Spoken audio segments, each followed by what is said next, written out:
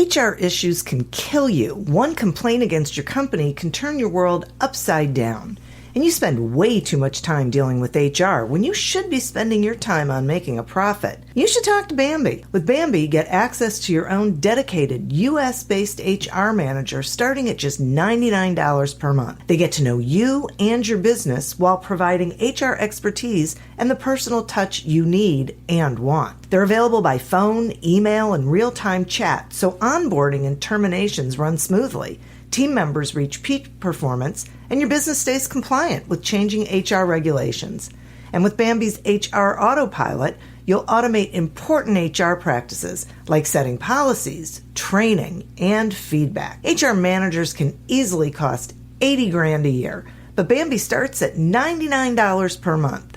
Schedule your free conversation today to see how much Bambi can take off your plate. Go to Bambi.com right now and type in Accelerate under podcast when you sign up. It'll really help the show. Spelled BAM, BEE.com. Bambi.com. Type in Accelerate. Welcome to Accelerate Your Business Growth, where we're exploring all sorts of business topics. Experts from around the world join me, your host, Diane Helbig, for a conversation where they share their expertise with all of you. Take what you need when you need it. Featured on Inc.com, Forbes, and MSNBC's Your Business, this podcast is recognized as one of the best podcasts for small business, sales, leadership, social media, and more. When it comes to business, Accelerate Your Business Growth has got it covered. And now on with the show. My guest today is Jeff Morrill. Jeff co-founded Planet Subaru, your dealership, in 1998 and built it into one of the most successful privately held car dealerships in the United States. He later started other businesses in automotive retail, real estate, telecommunications, and insurance that generate over $100 million in annual revenue. His achievements in building profitable and ethical companies have been featured in a variety of national media, including USA Today, Entrepreneur Magazine, Automotive News, the Boston Globe, and others. Jeff is also the author of Profit Wise. Welcome to the podcast, Jeff. Thank you. So glad to be with you today, Diane. I'm looking forward to sharing some of these ideas in the book with your audience. Well, I got to tell you, I'm so thrilled that you are here. I love your book. And I do not use that word lightly because I don't love a lot of books, but boy, I was totally consumed with reading your book. Thank you. It's right in my mindset. So I've been looking forward to us having this conversation. You talk about becoming a smooth listener instead of a smooth talker. And I would love it if you would, tell us more about that and how someone becomes a smooth listener, please. I observe that this is especially true for men, although I've met women that are affected by this problem too, that as you become more successful and as more people around you have an economic incentive to depend on you, they tend to encourage you to keep talking. They laugh at your dumb jokes, and it's just the way that societies tend to reward successful people, is that they're allowed to talk. And that being the case doesn't necessarily mean that the things you're going to say are going to really add any value to the conversation. And by talking too much, you can obviously really interfere with what you're learning, because typically when you're talking, you're not acquiring any new insight. You might be delivering some if you're really, really doing a good job of it, but not necessarily. And so I think that the key for me was first recognizing that I didn't need to talk all the time. So let me give you an example. In a meeting now, when I'm at one of our businesses and we're having a meeting, I let everybody else do the talking first. Even if I'm hosting the meeting and it's my agenda, I'll announce the topic. And then I I stop talking and I'll let everybody else talk. Often my opinions will eventually get represented by someone else, often more articulately than I could have represented them. And on those rare occasions where they don't come up, then I can talk at the end, and I can point out that there was something that we didn't cover, and I'd like to introduce that topic. Um, Another way I've found to make sure that I'm a smooth listener rather than a smooth talker is to make a habit of asking questions, Mm. because by asking questions, it invites other people to talk, and generally most questions eventually come to an a question mark at the end. You have to stop or it's not a question. So it forces you, even if you're inclined to want to hold forth on a topic or whatever. It's just, if you get in that habit of asking questions, you're just necessarily forced by the nature of the inquiry to eventually conclude it, and then you hand the microphone off to someone else. So there's a couple of ways I think that are very good to do it. I think it starts with just recognizing that when you've been talking for more than 60 seconds or 2 minutes, as I've been just right now as we're speaking, it's probably time to wrap it up. So I will. Well, I love the concept. I mean, I am a firm believer that we should be listening more than we're speaking in variety of aspects of business, and that we have to be listening intentionally. So I love this, asking questions, because that's really, for me, that's how we discover where someone's mindset is, what's really important to them, and how then we can communicate effectively for the situation, for the individual, whatever the circumstances. Oh, I couldn't agree more. And I think even in terms of, I mean, whether these we're talking about contexts at work or even personally, I think about my marriage and how disserved I am when I make a point. you know, that the communication that Yeah. actually occurs is when I can tee something up or ask a question that invites Yeah. my wife, or in a business context, maybe a manager that I'm working with or whatever, to look at something in a way different than they're accustomed. And telling them how it is just doesn't work. And I can't believe I had to get to age 49 or almost 49 before I figured that out, but I have, and I recommend it. I recommend it as well. Um, Now, one of the things that I think is interesting about what you do with meetings where you talk last is, I would imagine that if you were speaking first, that could prevent people from actually sharing information because they're hearing you first and you're the leader. So if they have something that might be contrary to the direction you're going in, they might be less apt to share. Oh, totally. I think too, I noticed this as I got older. When I opened the first business, Planet Subaru in Hanover, Massachusetts, when we did that, we bought a bankrupt Subaru dealership, and that was our first one. I was 26 years old.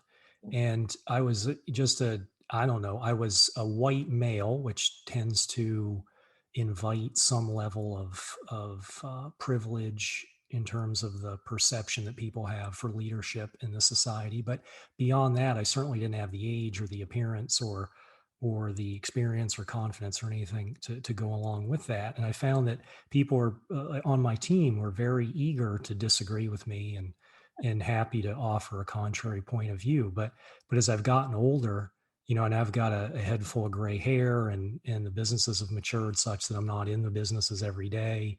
And so when I show up, I almost have this chilling effect.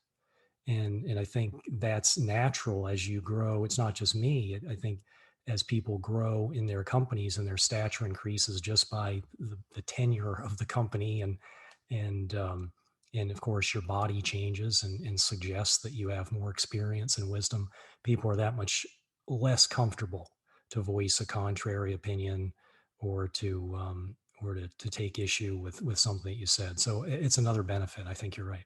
Yeah, yeah. And it really gives you the opportunity to see where people's minds are, what they're really thinking, the ideas because I think it would also help generate that innovation and idea energy that we really need from the people who are working with us. But if you're a leader who talks first, then I think people defer to you to have all the answers, come up with all the ideas, and then just execute.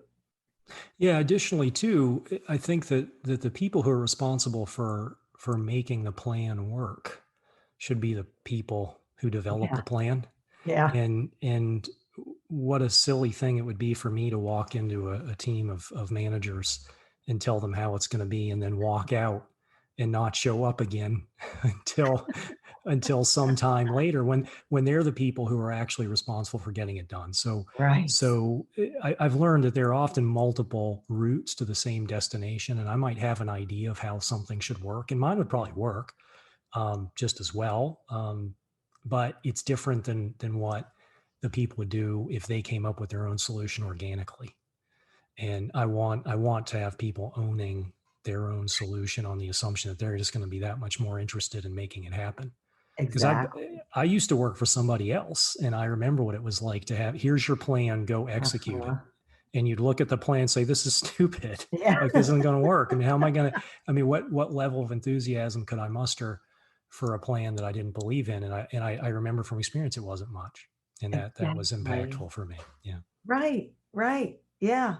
Yeah. Boy, me too. I'm when I started my own business and people would ask me why I did that, I would say because I decided I wanted to be the victim of my own decisions instead of the victim of someone else's. Yeah.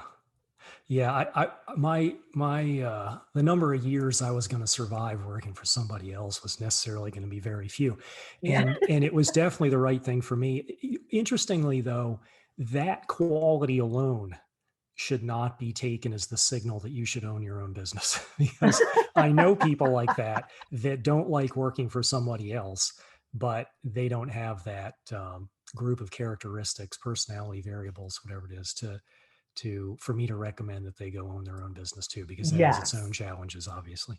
Yes. That is a very good point. Thank you. So I want to talk about hiring because especially these days, it seems like a lot of companies are having real difficulty either hiring at all or hiring the right people. So will you explain what you mean when you say that the hiring process should look for soldiers instead of just people who look good in a uniform? Yes. So what we're trying to do in our companies, and it took us years to evolve into the system that was capable of doing this, is that we're not really interested in how well you interview. And I think it's a common error in many businesses that they look for a nice resume, they look for um, qualities that make the interviewers feel comfortable during the interview. And that's all well and good to the extent that the things you're looking for in the interview overlap with the job responsibilities. So let me put a fine Mhm. point on it, an example, and talk about, like, as an automotive salesperson, you want someone in an interview who can build rapport quickly, who can deflect or let me see, de-escalate conflict in a Mhm. room. I mean, these are things that you want to look for. You want good grooming because you want to make sure that the person presents professionally to customers. I mean, there's just a few examples. But when we're hiring for an automotive technician, really none of those things matter. We need people to be functional interpersonally. I don't mean to say that their social skills are irrelevant. They need to get along with the team, but Sure. being a technician is a pretty um, introverted task. You need to interact with a dispatcher who's going to give you the repair order to begin work on the car, and there is some interaction if you get into a situation where you need additional opinions on how to solve something really challenging technically. But generally, you don't really need to be that personable to be a technician. And we've hired some technicians that were friendly enough, but just they interviewed terribly, And we weren't worried one bit because we knew that we were hiring people that needed to be good with their hands and had sharp technical minds and those kind of skills. And just because they weren't very articulate talking about what they thought they were going to be doing in 5 years, or weren't particularly interesting in sharing the hobbies that they do during their off time, it wasn't germane to the job. It wasn't relevant to the job. So anyway, the way we make sure that we focus on the skills that are necessary for the job instead of falling in love with the less important things that you could in a candidate is that we have templates or interview scripts worked out in advance for each position. And there are other benefits too to that. You make sure that you hold every applicant to the same standard. But by having those interview questions worked out in advance, it forces us to identify what do we really need in this position. And then we dig into that and use our precious interview time to focus on things with a lot of signal value about what that candidate's going to be good at when they join the team. Because ultimately, what someone does, whether they have a dog and like walks on the beach, or they went to the same university that you did, or they just hit it off with you. I mean, that stuff really is not that important to whether they're going to be able to join your team and contribute and so importantly, stay with you for the long term. I totally agree with that. And I'm curious about another aspect of that, which is years of experience. So, you were really young when you bought the dealership. I have found that years, and I've interviewed people on this podcast who have said you don't necessarily care how many years of experience they've had because you don't know what that experience was. They could have been terrible and just didn't get fired. You really want to know about the results that they've gotten and the what the experience was, not how long their experience has been. Do you agree with that? Oh, totally.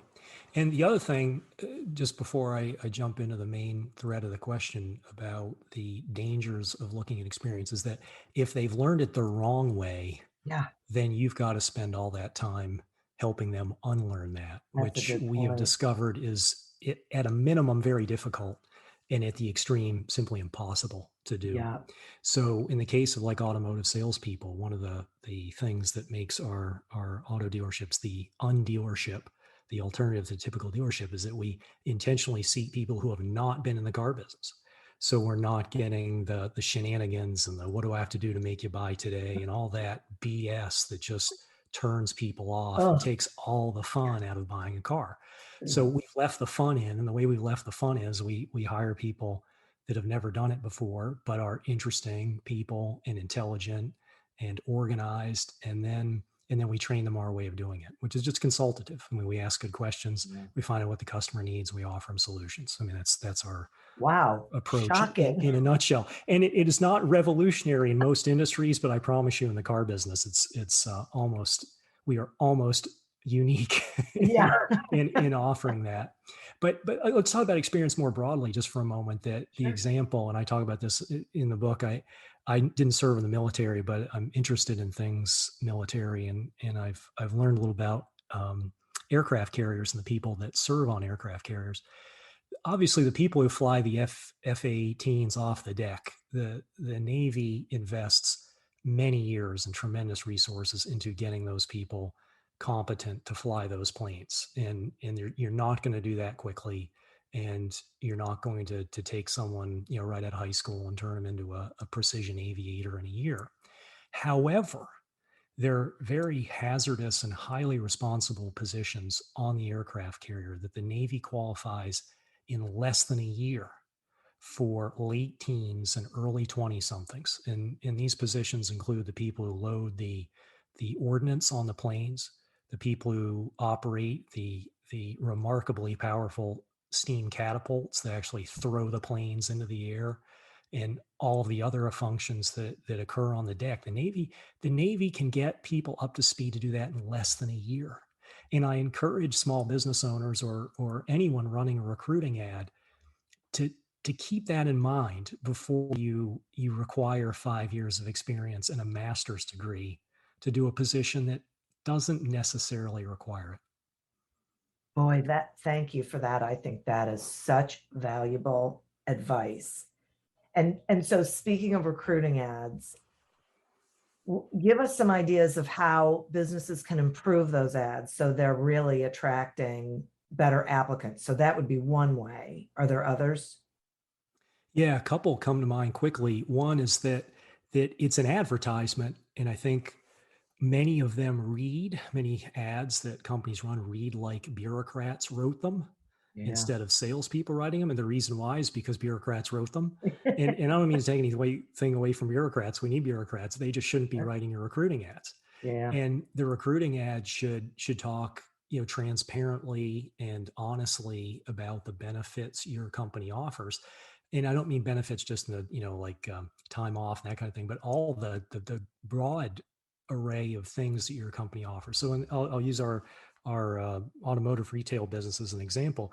We talk about how you get to be part of something that's bigger than yourself, because our businesses are not just about making money. We actually have a very significant pro-social focus to them in terms of supporting community organizations. We work on a lot of environmental projects at the facilities. One of the things I'm really excited about we're working on now is we're devising a facility enhancement that allows us to become the first franchise dealership in the country that uses rainwater to wash cars. We're going to develop we're working on getting rainwater to do it. And so we have something really exciting to talk about in our ads, that and many other things. And so we do. And I guess I invite business owners to think about what makes their company special. And there is something, and there are probably many things. And I think most business owners running ads are just guilty of phoning the ads in and not taking the time to think from the applicant's point of view. Right. Why would I want to choose your company over many others? Which right now there are many others competing for the talent you're looking for. No kidding. Yeah. 10 million openings in the US. I read in the New York Times. It's like, and we're trying to hire now too, because we don't have a lot of turnover, but we have a little. People do get married and leave the state, whatever. And of course we're growing. And I've never seen an environment more difficult than right now to hire people. So this is no time to bring anything but your A game to your recruiting. No kidding. I know it's what everyone is saying. And you say in your book, we have a moral obligation to run our businesses in a way that minimizes negative externalities and increases benefits to society. So that really is a big part of your mission and focus. Yes. And I think you did a nice job too of pulling that line out, because I think that captures what I'm trying to offer in the book, is the idea that your business should take care of the stockholders. It needs to, because you need to earn a living and you deserve a really nice return on the significant sacrifices you make as an entrepreneur. And I can speak from experience that I feel like I deserve, a lot of rewards for that, because I've given up a lot. Yeah. But at the same time, you don't have to wait until you're old and retired or even dead to leave in your will the benefits to the next generation. Your business right now today can be serving the community. And I invite your audience, I invite small business owners, whenever I meet them, to think about what they can be doing to serve the community, and not in a zero-sum way, in the sense that they're just writing checks to charities and strengthening the charity, but weakening their company by pulling capital out. Although that's fine. I mean, I'm not taking anything away from companies that want to write checks, and we write checks too. But I'm talking about something bigger and broader and more innovative and ambitious. And I'll give you an example of one of the ways that we do it. We noticed all the way many years ago, we opened in 1998, that our particular business, was represented almost entirely by middle-aged white men. Yeah. And that's fine. I mean, I'm now a middle-aged white man, and I need employment too. So I don't want to take anything away from that. And we employ many of those, and we have great middle-aged white men serving us in our dealership. But that's not enough, because there were all sorts of representatives from groups that were missing out on the good jobs and the benefits and the incomes available in our industry. So we said, well, how can we serve ourselves, take care of the stockholders, but also take care of the stakeholders who depend on our business? By stakeholders, I mean the community in this particular case, who needs who need jobs. And so we really broadened our net and decided we wanted to have a customer base, a team base that looked like our customer base. We wanted when people came in, when a woman came in to buy a car, we wanted to make sure that if she wanted to work with a woman, that there was a woman available to her to work with her. And so we've really broadened the traditional notion of who you'd expect to be working in a car dealership, and that has served us very well because we've had access to a lot more talent than we otherwise would have, just seeking an experienced kind of narrow demographic that's traditionally you would expect to find in a car dealership. But also we also serve the community by bringing people in to these good jobs and provide them with opportunity that they wouldn't have otherwise had. Yeah, so there's so much that I love about this. Part of one of the reasons why I so enjoyed this book, and I don't do this often with books, but I yellow highlighted and stickied, pages and passages, because the way I think, for me, one of the things that's valuable about that is that what business owners should embrace is that one of the ways that you build a sustainable, growing business is by looking at it from different perspectives, that it's not just about making money, it's about making sure that you are serving your constituency, and there's more than one. So and when you are, then it just adds to the depth and your bottom line, but also your community's bottom line and your employees' bottom line and your customers' bottom line, and everyone wins in a scenario like that. Yeah, I agree, and we need to take care of those people because ultimately the businesses that don't take care of their own people, well, who do they expect are going to take care of the business? And the same thing, if our communities are falling apart and there aren't people to buy our products, then what kind of sustainability is there? I can talk to the greedy portion of your audience too, though. I mean, there's some people I'm never going to sell. Like I have this, I'd like to think I'm high-minded about these things, but other people just think I'm full of it. But let's talk just about the profitability. Okay.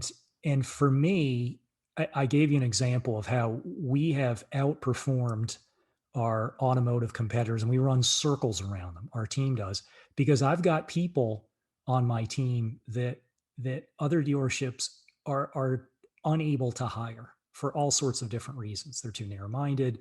They haven't expanded their idea of who would be qualified to serve those positions. I mean, the list is as long as my arm.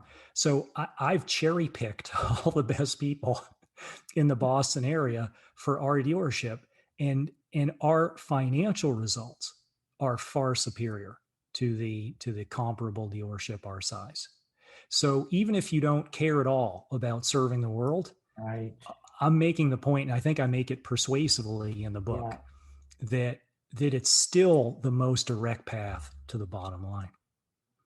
Yes, I totally agree with you. And for anyone who's wondering, it's not like you're paying those people less. Yeah, right. I mean, we try, and we talk about this in the book. I'd say, let's talk about compensation for a minute, because I have a big part of a chapter devoted to it. It's very important. It's the number one, not the only, but it's the number one reason that people come to work, is that they've got bills to pay. Right. What keeps them on your team is a lot of other things, but obviously you got to pay them well. And when we first opened, I'd say we were competitive. And by competitive, I mean, like, if a automotive salesperson made $50,000 a year at that time, then we were at 50. And we couldn't afford really to pay any more. But once we got established and we had the revenue to support it, we noticed something. And that is that if you can keep someone longer, they can produce more value for your company than the newer person at a lower salary. So I'll give you an example. Huh. We had, this is a painful one to share, but I think it illustrates the point very nicely. We had a salesperson named Lori who was with us for 10 years, and she just left, broke our hearts. She left for love. She moved to another state with her man who had a job, out of state. So she couldn't stay with us. And we had a customer come in shortly after her departure, and he had bought 3 or 4 cars from Lori, and it was just easy, right? The last 3 or 4. And for whatever reason, he just didn't hit it off with our new person because he really wanted Lori. And he ended up buying a car, but we'll never see him again. Yeah. Because he just didn't have a good experience. Wow. And if Lori had been there, it would have just been so easy. And we'd probably, he was middle-aged guy. There were probably 3 or 4, another 10 sales with him and his family in the future. And unfortunately, financial statements don't capture the losses there. But anyway, Right. Go back to specifically the compensation point. It's okay to pay your best people a little bit more, and so we do now because we see the value of it, and you get it back. Right. Exactly. At this time, I'd like to take a sponsor break. The Accelerate Your Business Growth podcast is happy to be sponsored by Audible.com. And I'm sure you know that Audible.com has thousands of audiobook titles to choose from, but you might not know about the other content. There's podcasts, Audible originals, guided meditations. My favorite thing is to be able to listen to different kinds of things all on the same platform. I think it's a time saver, and it's like a productivity hack for me. I don't have to go jumping from one platform to another. So we're offering you a free trial. You can go to audibletrial.com/businessgrowth, sign up for that free trial, and then explore on your own. Check out the audiobooks, check out the other programs, see what really, resonates with you. Interested in getting some help with your sales strategy? Pick up a copy of Succeed Without Selling on Amazon or wherever books are sold.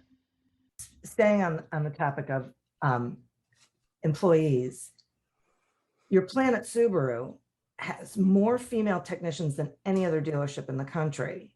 And so, how did you do it? Why did you do it? What's the story? It started with a nationwide technician shortage years ago that persists till today. We're not educating enough young people in our vocational schools to provide the technical labor that is needed in American industry.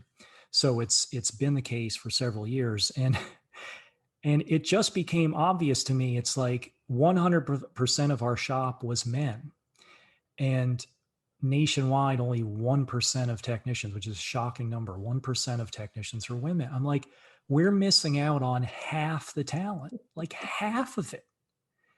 And so we rewrote our ads, and we knew that the trick was getting the first one.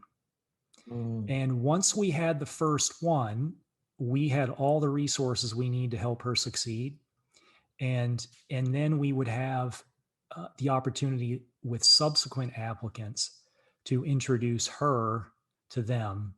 And then they wouldn't be having to rely on our promises of how it actually was to work in our shop. They could actually talk with another woman who was succeeding. So it took us a long time to find the first one because we have a pretty high bar and we wanted just the right person. But once we did, it all started from there. And people, the numbers vary. We've had as high as 7, and people have asked, well, how do you get to 7 female technicians? And my answer, it's a little bit flip, but the answer is you start with 6 and you hire 1 more. and I think the trick is to make sure that you're always moving forward on those things. And we can, to whatever level of detail we can go into more of that. I do talk about it in the book. How you can increase the representation of traditionally unrepresented groups for your benefit and for theirs. it's just so unbelievably important. And it's part of the reason why I'm glad we're talking about that, because I completely agree with you.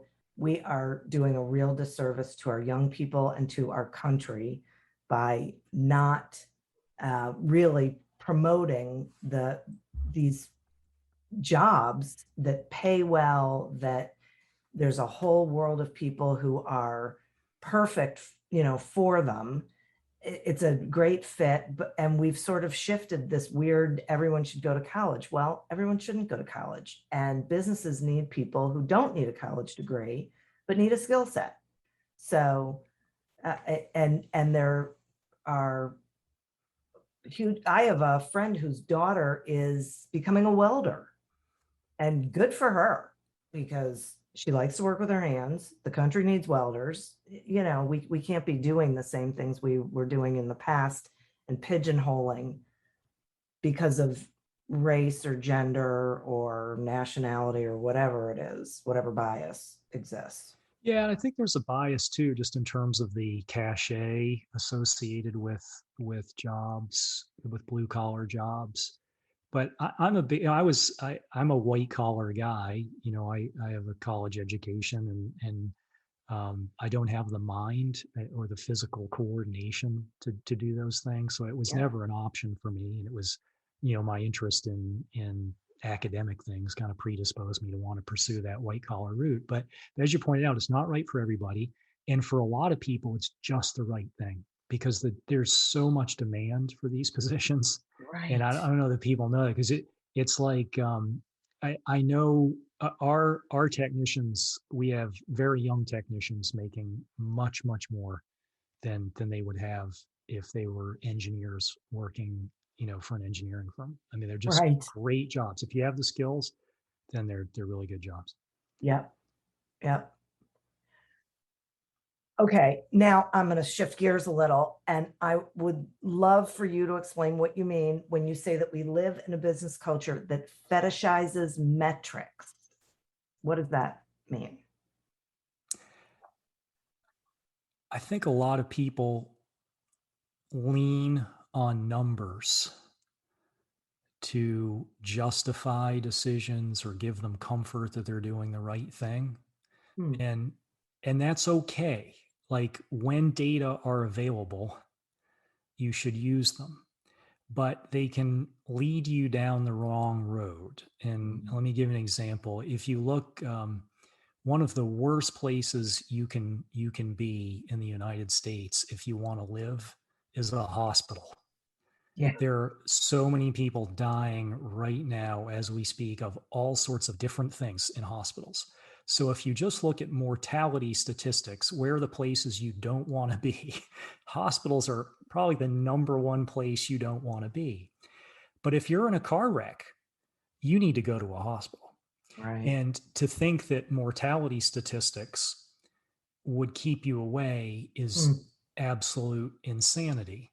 Yet people make the same mistake in business all the time where they take a data set and draw the wrong conclusions about it. And that's the danger that I'm talking about. So I encourage people to take whatever data are available and to make sure that you're gaining the correct insight from it and not thinking that the data are the entire picture. So that feels to me like there are maybe particular questions that people should ask themselves when they're looking at a data set to sort of keep themselves in check. Would that be? Oh yeah, there's a rigor to decision making. Oh, sure, I think I'm glad you highlighted that because one of them that comes to mind is, do I have the right data?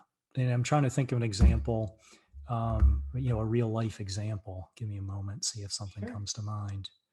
It's a decision that we have to make. All right, we'll talk about.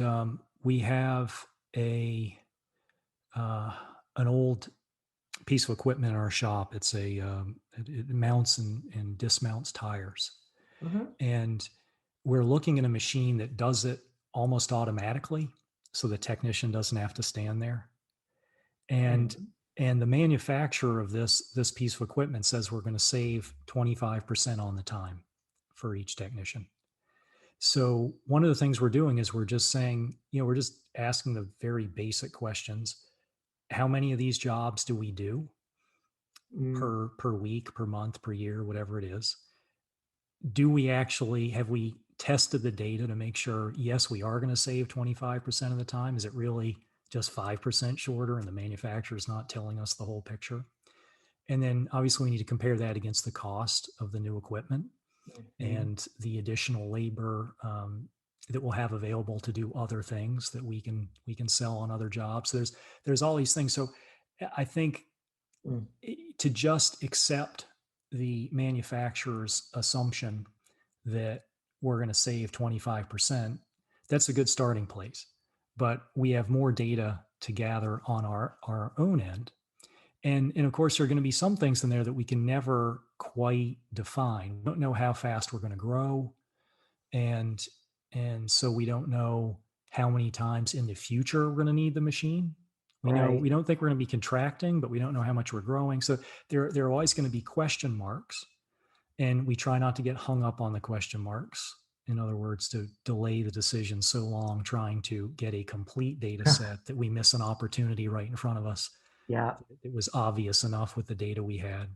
So there's a whole nuance, and it, obviously, I don't know if there's a single prescription for how you handle it in every situation, but I think the philosophy I'm trying to support here is just make sure that you gather the right amount of data that you can reasonably obtain in a relatively short amount of time, and then make a decision. And if it turns out to be the wrong one, then at least you'll have the information for the next time. Right. It's sort of that trust but verify sort of mentality that, okay, this is what I'm being told. Now let me just see if I can poke holes in it.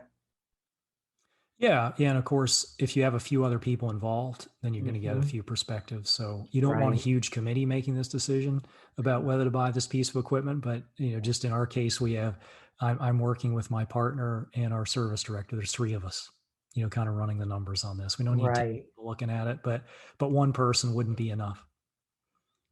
Right. Okay. I like that. That's good. Okay. So I want to talk some sort of about marketing, but really about websites. So I'm curious about like common mistakes that you see businesses making when it comes to their website.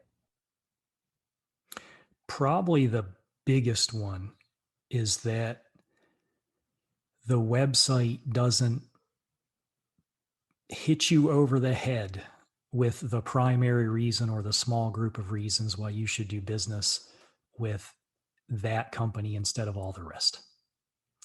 So if you go to, I'm thinking like you go to a plumber's website and it's like, we fix pipes and we've got good customer service and we've been in business for 20 years. And it's like, well, there's a baseline, like people just assume reasonably that if you're a plumbing company that's in business, that you know how to fix pipes. It's like you got, what's something special? So in the case, and I'll bring something that I know more about than plumbing, in our case, the auto business, but I think that the businesses, the examples apply to many other businesses, many other industries, is that when you go to planetsubaru.com, and I invite your readers to check it out, I think what you'll find is that you don't have to dig very long to start picking up on all the reasons why you would want to do business with us rather than someone else. So of course we have a why buy page, which answers the question, why should you buy from us instead of another car dealership? So we have it very directly for the people who just want to zone right in,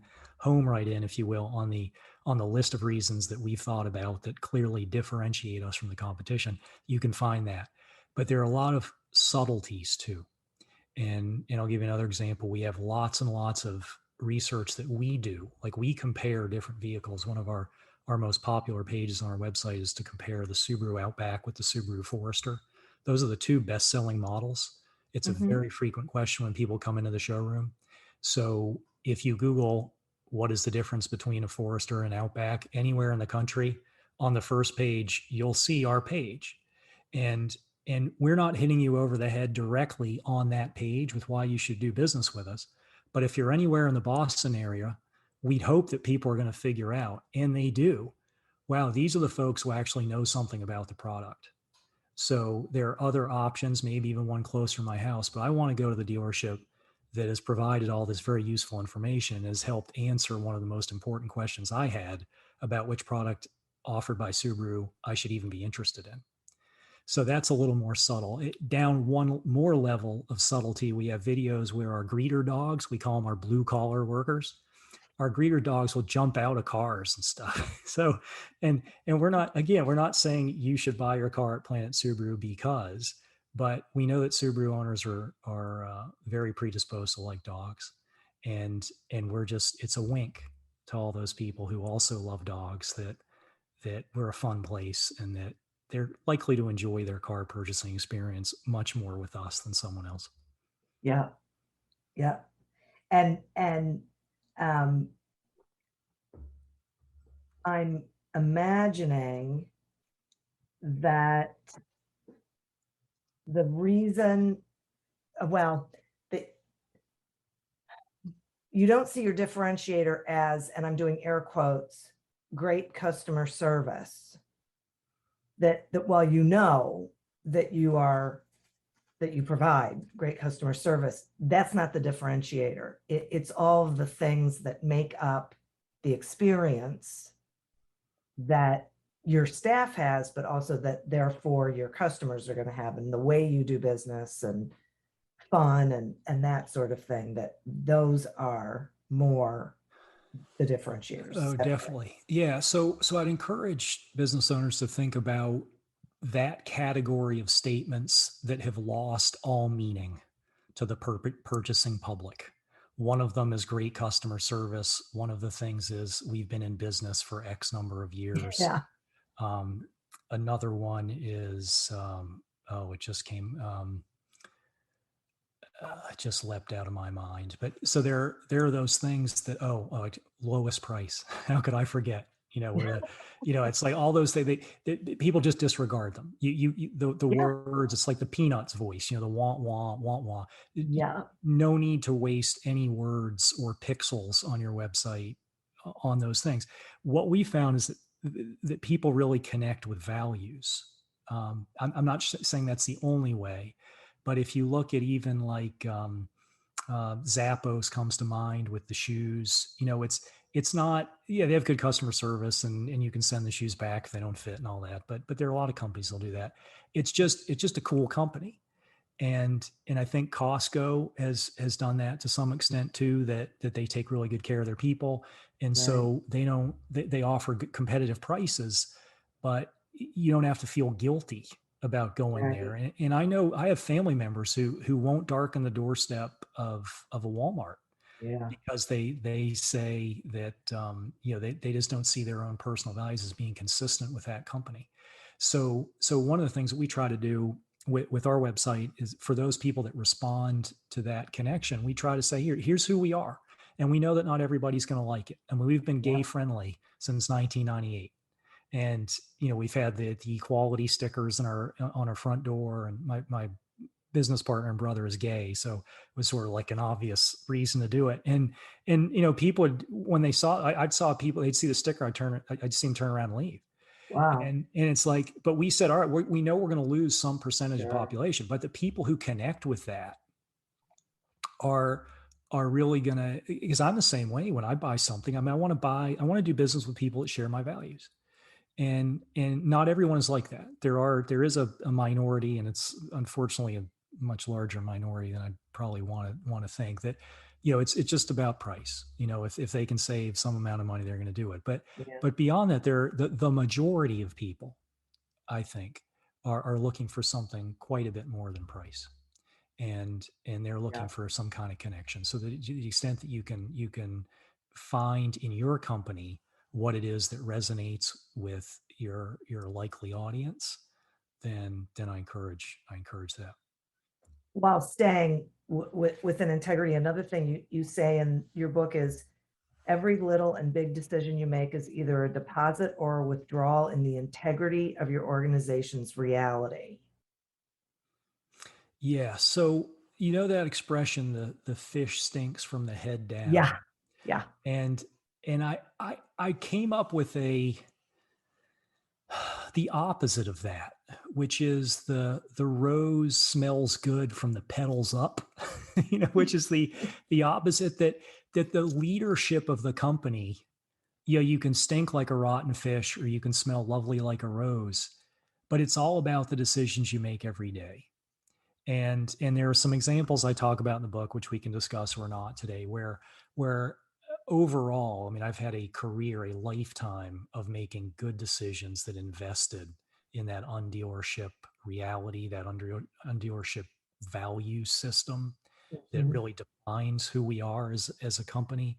But there have been some times when I haven't either, and obviously I look back embarrassedly on those times, and if I could go back in time, I wouldn't make those mistakes. But I guess I kind of look at it like drilling holes in an airplane wing, that an airplane can fly pretty well even with a few holes drilled in the wings, but the more holes you drill, eventually you're going to crash that plane.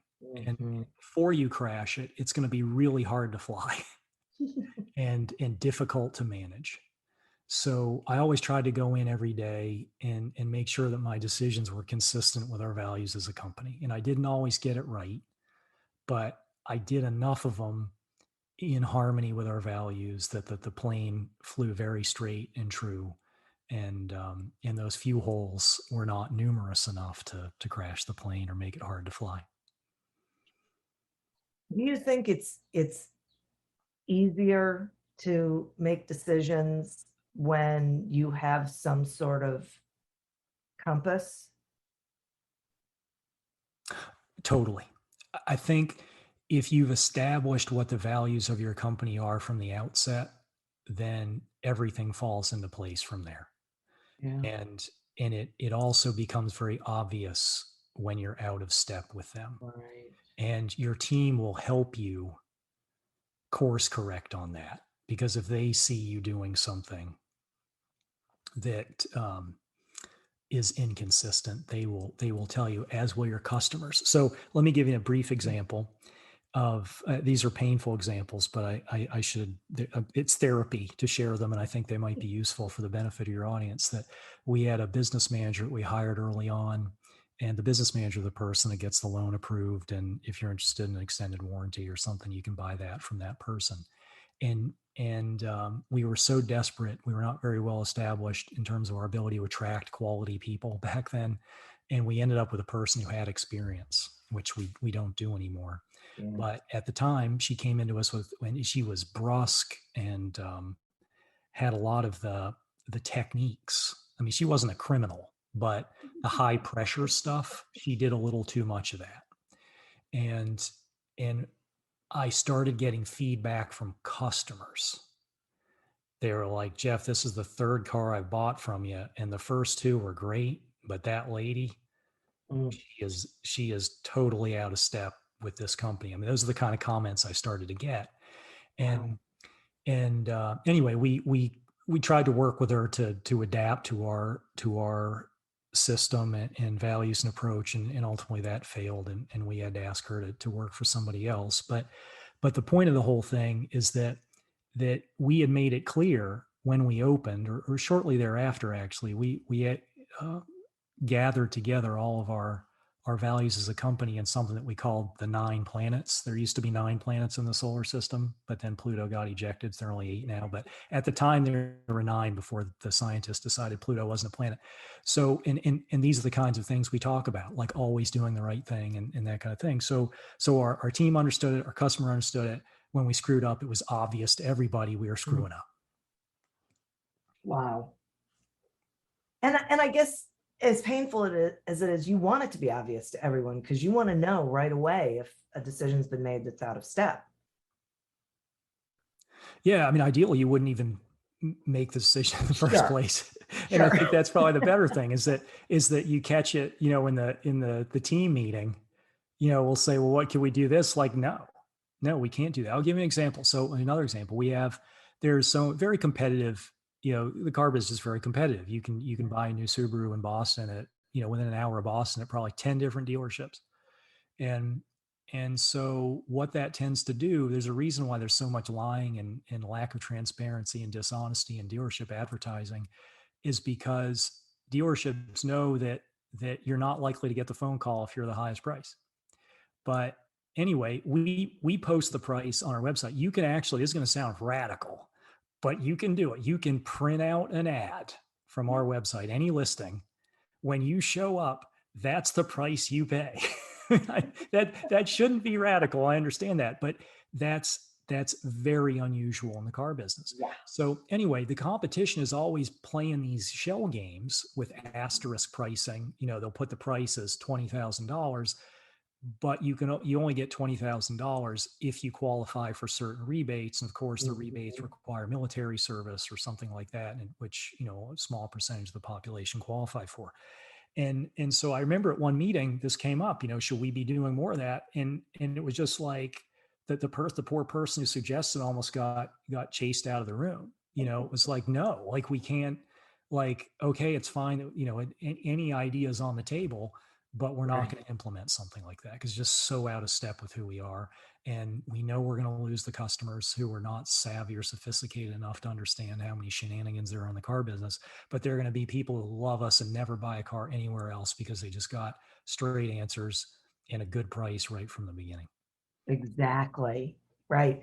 And it's about the long-term relationships and building that level of trust and authenticity and honesty that, you're not going to get all of the customers, but you're going to get the ones that you want, and you're going to get repeat business, and they're going to be the ones who refer people to you because it is a better buying experience. Yeah. And they're so much more fun to deal with too, not only for our team, but when they come back, it's like there's no antagonism or distrust, or it's just easy and good. Yeah. Yeah. Yeah. Yeah. And it matters. And especially, I think it matters all the time, but I would say, especially in today's business environment, which is so unbelievably competitive and just seems to get more competitive every day. I agree. Yeah, boy. I'll tell you what. So Jeff, obviously I've said, I love the book. I really do, because I love these philosophies that you bring to you, that you have brought to your businesses and experienced in real life, how well they work. And then you were gracious enough to put it in a book so that other business owners could learn about, what works without a heavy investment, without turmoil. It's not a difficult thing. It can actually be done, and people can meet their own values and, help their community and do all these things and still have a thriving business. Yeah. Yeah. Thank you. And I, you know what, I love to sell books because it's an opportunity to share the ideas in the book with a wider audience. But if anyone in your audience just doesn't have enough book budget left, because I know you can spend a lot on books, I hope that they'll visit jeffmorrill.com, where I have bonus chapters that the publisher couldn't fit in the book, and those templates that I mentioned earlier in the for the interview process. We have all those process sheets that we use every day in the business. All that's there for free. And I put it there because I've enjoyed so much abundance in my life. I don't need to sell any of this anymore. It's like the royalties from the book I'm donating to charity. It's something that's just important to me. I thought that these ideas really worked for us, and I thought if we had more businesses doing it, that they would succeed, and they would also improve their little corner in the world, which would somehow come to redound to my benefit in some way that I can't even know. Oh my gosh. Seriously, I think it is so great. And when I was growing up, my mother used to say, you need to carve out your own little niche and make it the best little niche that you can. And I totally took that to heart. And as you feel, if everyone just made their own little niche, the best little niche, then the world in total would be a better place. Yes. So Yep. that's what we're working towards. Yeah. Yes, I know you are. And I'm really just tremendously grateful that we've had the opportunity to have this conversation, for you to share these concepts and these ideas with my listeners. And thank you for sharing that they can go and get bonus chapters. Seriously, folks, this is one of the best books I have read in a mighty long time, and just it has so much to offer for you and your business that I highly encourage you to get the book and also go get the bonus chapters. So Jeff, thank you for spending time with me. Thanks, Diane. Thank you for tuning in to this episode of Accelerate Your Business Growth, a production of Evergreen Podcasts. Discover more episodes of this podcast and explore others at evergreenpodcast.com.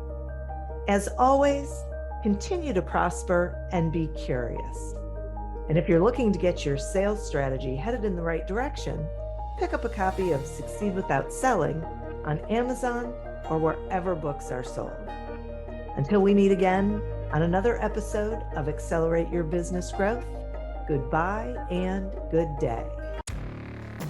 Hey friends, this is Jim Knight, former 21-year Hard Rock executive turned best-selling author and top 10 keynote speaker. And I'm Brant Menswar, former frontman of Hollywood's most dangerous band turned top 10 motivational speaker and best-selling author. We host the how-to podcast Thoughts That Rock, where we talk to rock stars, athletes, CEOs, astronauts, and even next-door neighbors who share their expertise and opinions. Together, we tackle the most interesting and challenging topics of today. Whether you want to learn how to become more confident, how to deal with anxiety at work, or how to write a hit song, or use Brazilian Jiu-Jitsu in life, we've got hundreds of episodes to help amp up your life and move you forward. Subscribe to Thoughts That Rock wherever you listen to podcasts, and check out evergreenpodcast.com for more information.